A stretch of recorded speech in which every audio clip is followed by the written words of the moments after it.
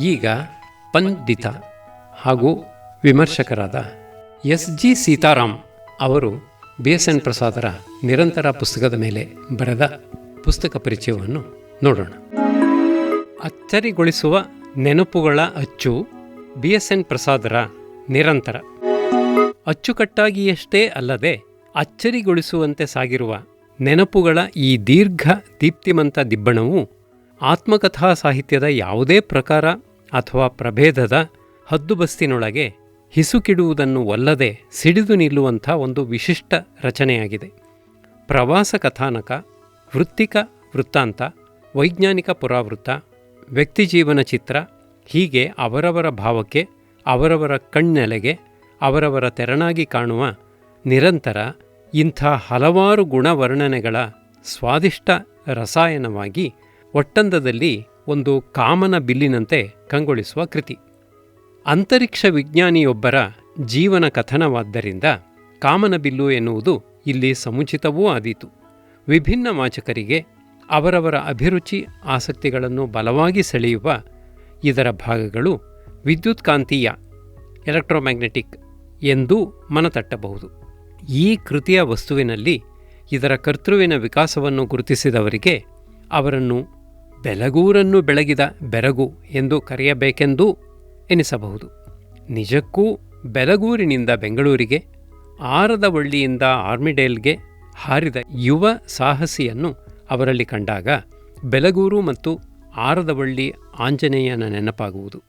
ಅದೇ ವಾತಾತ್ಮಜನೇ ಮುಂದಕ್ಕೆ ಅವರನ್ನು ಬಹಳ ಎತ್ತರ ಕೊಯ್ದು ವಾಯುಮಂಡಲ ವಿಶೇಷಜ್ಞ ಎಂದಷ್ಟೇ ಅಲ್ಲದೆ ನಿತ್ಯ ವಿಮಾನಯಾನಿ ಎಂದಾಗಿಯೂ ಪರಿವರ್ತಿಸಿ ಭೂಮಂಡಲ ಪರಿಸರದಾದ್ಯಂತ ಪರಿಕ್ರಮವನ್ನು ಮಾಡಿಸಿದನೋ ಅವರನ್ನು ಆಸ್ಟ್ರೇಲಿಯಾದಿಂದ ಕ್ಯಾನಡಾವರೆಗೆ ಉತ್ತರ ಧ್ರುವದಿಂದ ದಕ್ಷಿಣ ಧ್ರುವಕ್ಕೂ ಬೀಸುವ ಚುಂಬಕ ಗಾಳಿಯಲ್ಲಿ ಎಲೆಕ್ಟ್ರೋಮ್ಯಾಗ್ನೆಟಿಕ್ ವಿಂಡ್ ತೇಲಿಸಿಬಿಟ್ಟನೋ ಎನಿಸಿ ಸೋಜಿಗವಾಗುವುದು.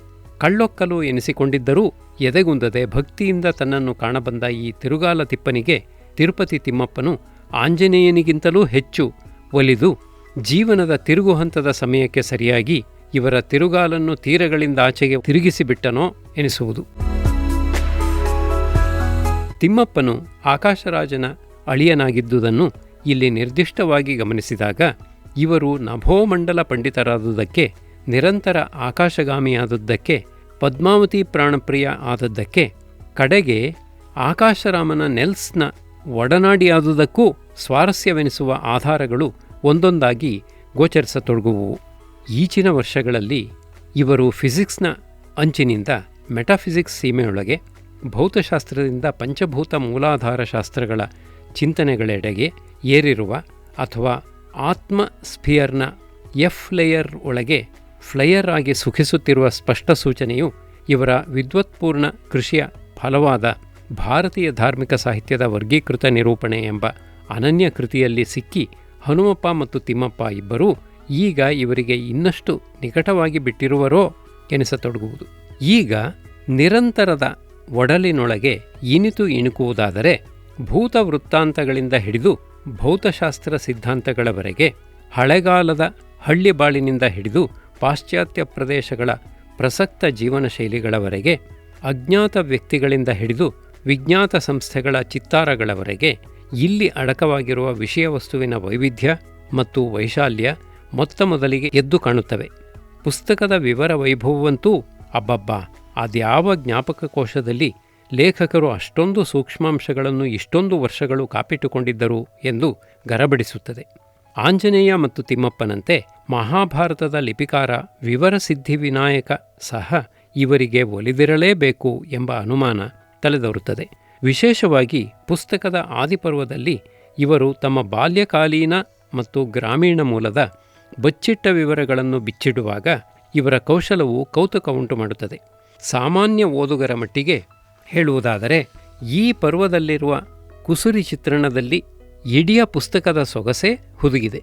ಮುಂದಿನ ವೃತ್ತಿಜೀವನದ ವಿವರಗಳನ್ನು ಇವರು ಡಯರಿಯಲ್ಲಿ ದಾಖಲಿಸಿಟ್ಟುಕೊಂಡಿರಬಹುದಾದರೂ ತಮ್ಮ ನಿಬಿಡ ನಿತ್ಯ ಕಾರ್ಯಗಳ ನಡುವೆಯೂ ಇವರು ಅವುಗಳನ್ನು ಹಾಗಿಟ್ಟುಕೊಂಡಿದ್ದುದು ಇವರ ಅಸಾಧಾರಣ ಶಿಸ್ತು ಮತ್ತು ಆಸಕ್ತಿಗಳನ್ನು ತೋರುತ್ತದೆ. ಮುಂದೊಮ್ಮೆ ತಾನು ಆತ್ಮಕಥೆಯನ್ನು ರಚಿಸುವೆನು ಎಂಬ ಆಶಯದಿಂದಲೇ ಹೀಗೆ ಮಾಡಿರಬಹುದು ಎಂಬ ಊಹೆ ಇವರ ಮುಂದಾಲೋಚನೆಯ ಬಗ್ಗೆ ಮೆಚ್ಚುಗೆ ಮೂಡಿಸುತ್ತದೆ.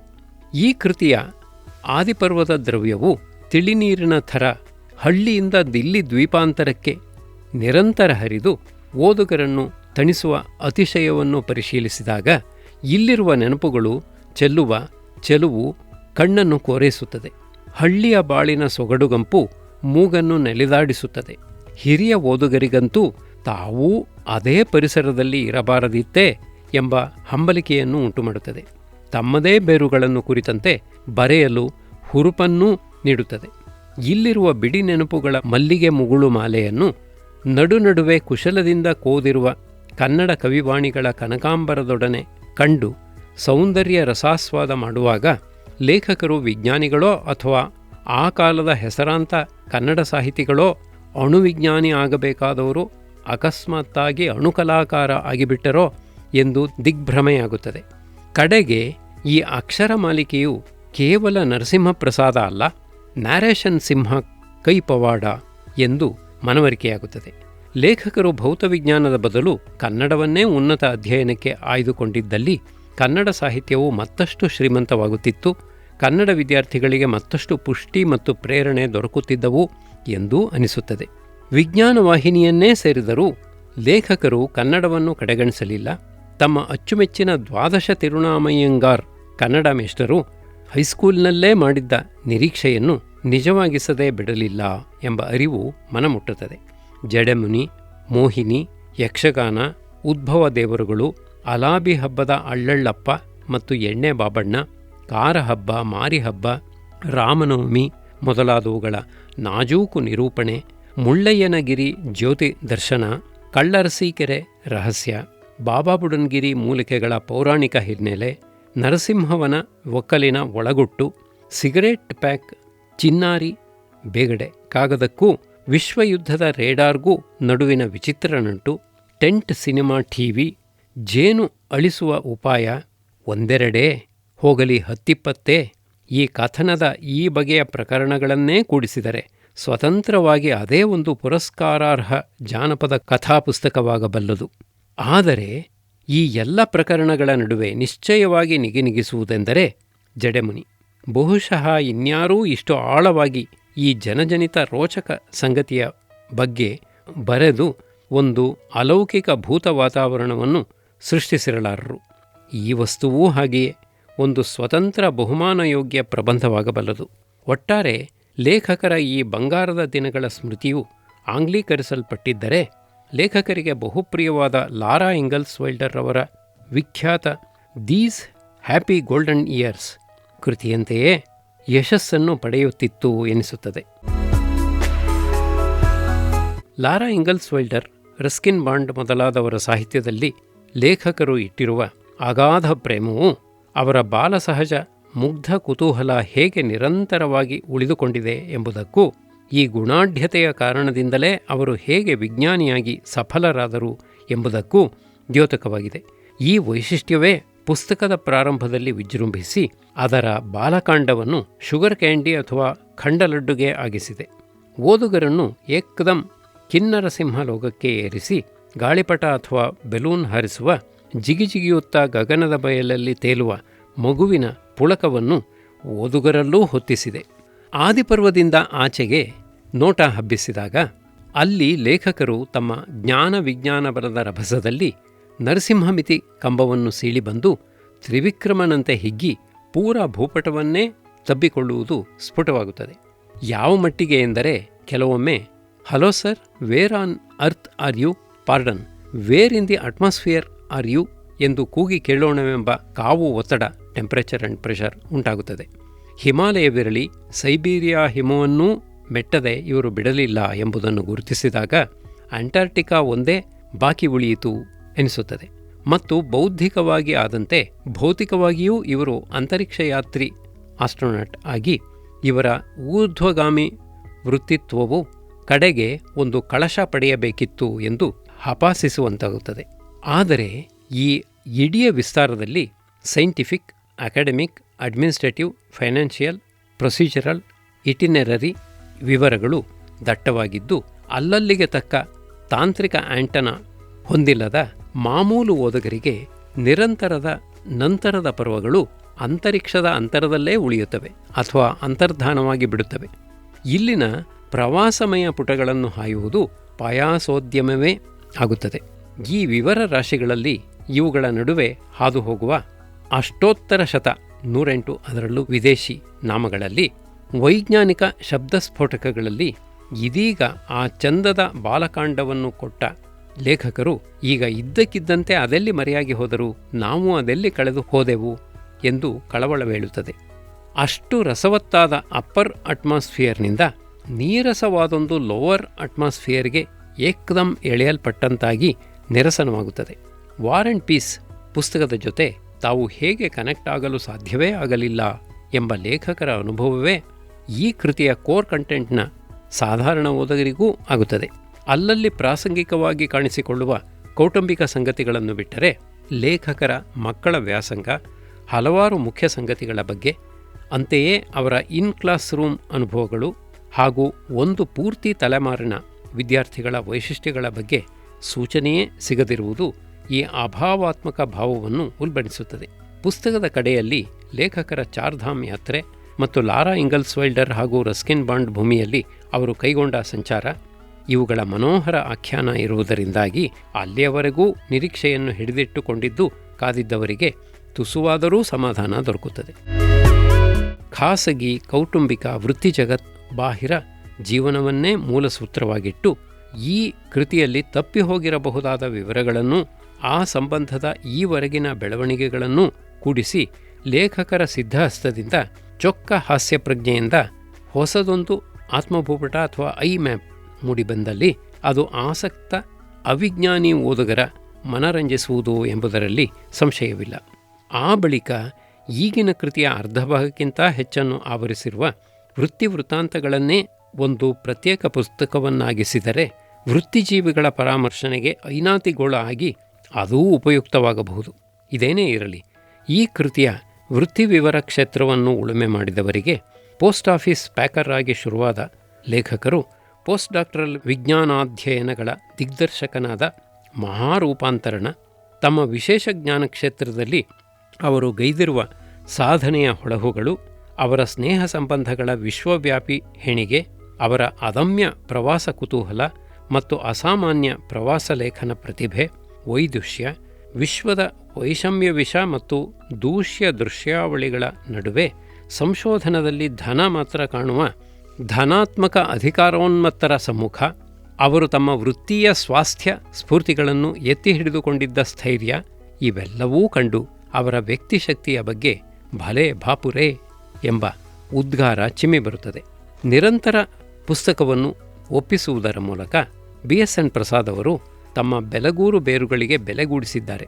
ಕನ್ನಡ ನುಡಿಗೆ, ಇತಿಹಾಸಕ್ಕೆ, ಭೌತವಿಜ್ಞಾನ ಮತ್ತು ಶೈಕ್ಷಣಿಕ ಲೇಖಾಗಾರಗಳಿಗೆ ಅಮೋಘ ಸೇವೆ ಎಸಗಿದ್ದಾರೆ. ಓದುಗ ಮನಸ್ಸನ್ನು ಉತ್ತಮ ಉನ್ನತ ಆಲೋಚನೆಗಳತ್ತ ಹೊರಳಿಸಿದ್ದಾರೆ. ಓದುಗರಲ್ಲಿ ಕೆಲವರನ್ನಾದರೂ ಬರವಣಿಗೆಯೆಡೆಗೂ ಹುರಿದುಂಬಿಸಿದ್ದಾರೆ. ಅವರ ಸಪ್ರೇಮ ಶ್ರಮದ ಈ ಕೃತಿಯು ವಾಚಕರನ್ನು ಸ್ವಚಾಲಿತವಾಗಿ ಸಲ್ಯೂಟ್ ಸ್ಟೇಟ್ ಫಿಸಿಕ್ಸ್ ಸ್ಥಿತಿಗೆ ಕರೆದೊಯ್ಯುತ್ತದೆ. What is after eternity? ನಿರಂತರದ ಅನಂತರ ಏನು? ಲೇಖಕರು ಇದಕ್ಕೆ ಯಾವ ಭೌತಶಾಸ್ತ್ರೀಯ ಉತ್ತರವನ್ನು ನೀಡುವರೋ ತಿಳಿಯದು. ಆದರೆ ನಿರಂತರದ ನಂತರವೂ ಪ್ರಸಾನಿ ರಥಯಾತ್ರೆ ಸುಸೂತ್ರವಾಗಿ ಗಡಿಯಾಚೆ ಗಿರಿಯಾಚೆ ಸಾಗಿ ಅವರ ಲಲಿತ ಲೇಖನಿಯಿಂದ ಮತ್ತಷ್ಟು ಮನೋರಂಜಕ ವಿಚಿಂತನ ಪ್ರಚೋದಕ ಕೃತಿಗಳು ಹೊರಹೊಮ್ಮಲಿ. ವಿಶ್ವಾಧಾರ ಗಗನಸದೃಶ ಮೇಘವರ್ಣ ವಿಷ್ಣುಶಕ್ತಿಯ ತಪಸ್ಸಿನಲ್ಲಿ ಭೌತವಿಜ್ಞಾನೋಪಾಸಕ ನರಸಿಂಹರು ನಿರಂತರ ಸೌಖ್ಯವನ್ನು ಆನಂದಿಸಲಿ. ನರಸಿಂಹರ ಒಟ್ಟು ಒಕ್ಕಲಿಗೂ ಯಾವತ್ತೂ ಶುಭವಿರಲಿ. ಪ್ರಾಸಂಗಿಕವಾಗಿ ಹೇಳುವುದಾದರೆ, ನಿರಂತರದ ಅನಂತರ ಊರಾಚೆ ನೀರಾಚೆ ಎಂಬ ಪುಸ್ತಕವನ್ನು ಹೊರತಂದಿದ್ದಾರೆ. ನಿರಂತರದ ಅನಂತರದ ಜೀವನ ಇಲ್ಲಿ ಲಭ್ಯವಾಗಿದೆ. ವಿಮರ್ಶಕ ಸೀತಾರಾಮ್ ಅವರು ಲೇಖಕರಿಗೆ ತಿಳಿಸಿದ ಕೆಲವು ಮಾತುಗಳು. ಸರಿಯಾಗಿ ಆಟೋ ರಿಕ್ಷಾನುಭವವೂ ಇಲ್ಲದ ನಾನು ಅಂತರಿಕ್ಷಾನುಭವಿಯಾದ ನಿಮ್ಮ ತ್ರಿವಿಕ್ರಮಾಕಾರದ ಮುಂದೆ ಕೇವಲ ವಾಮನನು, ಒಂದು ಬ್ರೌನ್ ಡ್ವಾರ್ಫ್ ಅಷ್ಟೇ. ನಿಮ್ಮ ವೈಜ್ಞಾನಿಕ ಸಾಧನೆಗಳು ನನಗೆ ಕೇವಲ ಮುಗುಲು ಮಲ್ಲಿಗೆಯು. ಈ ಬಡತನವಿದ್ದು ನಿಮ್ಮ ನಿಬಂಧದ ಶಿಖರದೆಡೆಗೆ ಭಂಡತನದಿಂದ ತಲೆ ಎತ್ತಿ ನನಗೆ ದಕ್ಕಿದ ಕೆಲವು ನಸುನೋಟಗಳನ್ನು ಇಲ್ಲಿ ನಿಮ್ಮಲ್ಲಿ ಹಂಚಿಕೊಂಡಿರುವೆನು. ಜಡೆಮುನಿ, ನರಸಿಂಹನ ಒಕ್ಕಲು, ಕಳ್ಳರಸೀಕೆರೆ ರೀತಿಯ ನನ್ನ ಬಹು ಹಳೆಯ ಕೆಲವು ಕುತೂಹಲಗಳಿಗೆ ಇಲ್ಲಿ ಸೊಗಸಾದ ಸಮಾಧಾನ ಸಿಕ್ಕಿತು. ನನ್ನ ಇನ್ನೂ ಕೆಲವು ಚಿಕ್ಕಪುಟ್ಟ ಸಂದೇಹಗಳು ಇಲ್ಲಿಯ ಮಾಹಿತಿಯಿಂದಾಗಿ ಒಮ್ಮೆಲೇ ಎಕ್ಸೋಸ್ಫಿಯರ್ ಒಳಗೆ ಕಣ್ಮರೆಯಾದವು. ಜಡೆಮುನಿ ವೃತ್ತಾಂತವನ್ನು ಮಾತ್ರ ಬೇಕೆಂದೇ ಮೈ ಮುಳ್ಳೇರಿಸುವ ನೀರವ ಪ್ರೇತ ಪ್ರಶಸ್ತ ಲಗ್ನದಲ್ಲಿ ಓದಿ ಎಫ್ಲೇಯರ್ ಅಂಚಿನಲ್ಲಿ ಅಥವಾ ಮ್ಯಾಗ್ನೆಟೋಸ್ಫಿಯರ್ನಲ್ಲಿ ತೇಲಿ ನಾನು ರೋಮಾಂಚಯ್ಯಂಗಾರ್ಯನಾದೆ. ಲಾರಾ ಇಂಗಲ್ಸ್ ಅವರ ಲಿಟ್ಲ್ ಹೌಸ್ ಆನ್ ದಿ ಪ್ರೇರೀಸ್, ಹುಲ್ಲುಗಾವಿನಲ್ಲಿ ಪುಟ್ಟಮನೆ ಕಥಾಸರಣಿ ಬಗ್ಗೆ ಕುತೂಹಲ ಕೆರಳಿಸಿರುವಿರಿ. ಅದನ್ನು ಓದಲೇಬೇಕು ಎನಿಸಿದೆ. ಕಥಾಸಕ್ತರಿಗೆ ಶಿಫಾರಸು ಮಾಡಬೇಕೆಂದೂ ಎನಿಸಿದೆ. ಕಡೆಗೂ ನೀವು ಆಕೆಯ ಭೂಮಿಯನ್ನು ಮುಟ್ಟಿ ಅಲ್ಲಿಯ ಗಾಳಿಯನ್ನು ಸೇದಲು ಆಯಿತು ಎನ್ನುವುದು ನನಗೆ ಬಹಳ ಹಿತವನ್ನಿತ್ತಿತು. ನಿಮ್ಮ ದಿಗ್ವಿಜಯ ಯಾತ್ರೆಗೆ ಅದೊಂದು ಅಮೂಲ್ಯ ಪ್ರತಿಫಲ ಎಂದೆನಿಸುತ್ತೇನೆ. ಮಾಮು, ಕೋಮು, ಕಖಗ ಎಂಬ ಕೋಡ್ ಮೂಲಕ ಪ್ರೊಫೆಸರ್ ಹೊಟ್ಟೆಯೂರಿ, ಪ್ರೊಫೆಸರ್ ಕೊಕ್ಕೆರಾವ್, ಡಾಕ್ಟರ್ ಕಾಲಳಿ ಮುಂತಾದ ದೊಡ್ಡ ಬುದ್ಧಿಯವರ ಸಣ್ಣ ಬುದ್ಧಿಯನ್ನು ಅವರನ್ನು ಹೆಸರಿಸದೇ ಬಯಲಿಗಿಟ್ಟು ನೀವು ಒಂದು ಉಪಯುಕ್ತ ಶೈಕ್ಷಣಿಕ ಸೇವೆಯನ್ನು ಎಸಗಿದ್ದೀರಿ. ಬೆಲಗೂರು ನರಸಿಂಹ ಮತ್ತು ಬೆಲಾರಸ್ನ ಆಂದ್ರೆಯಿ ಸ್ಕಾಪ್ಟ್ಸೋವ್ ನಡುವೆ ಅದ್ಯಾವ ಜನ್ಮದ ಮೈತ್ರಿ! ಬೆಲಗೂರು, ಬಲೋನ್ಯಾ, ಬಾಲಿ, ಬಾಲ್ಟಿಕ್, ಬರ್ಲಿನ್, ಇದೇನು ಬಾಲ ವಿಚಿತ್ರ ಒಡನಾಟ! ಸಾಲದ್ದಕ್ಕೆ ಬೆಲಗೂರು, ಬೆಳಗಲಿ, ಬಳ್ಳೂರಿಗಿ, ಬಾಲ ಬೇರೆ. ಪುಳ್ಳೆ ಪುರ್ಲೆ, ದನಗಿವುಡು, ತಿರುಗಾಲತಿಪ್ಪ, ಕೈಗಾವಲು, ಕೊಸರು, ಜಂಬಿಟ್ಟಿಗೆ ಮೊದಲಾದ ರೀತಿಯ ಇಂದು ಅಳಿಸಿ ಹೋಗುತ್ತಿರುವ ಆಡುನುಡಿಗಳ ದನಿಯು ಹಿತವನ್ನಿತ್ತಿತು. ಪಾರಿವಾಳದ ನುಡಿಯನ್ನು ಗ್ ಎಂದು ಅಕ್ಷರ ಕಿಕ್ಕಿರುವುದು, ಕಾಖಗ ಎಂದಿರುವುದು ಎಲ್ಲ ಖುಷಿ ತಂದವು.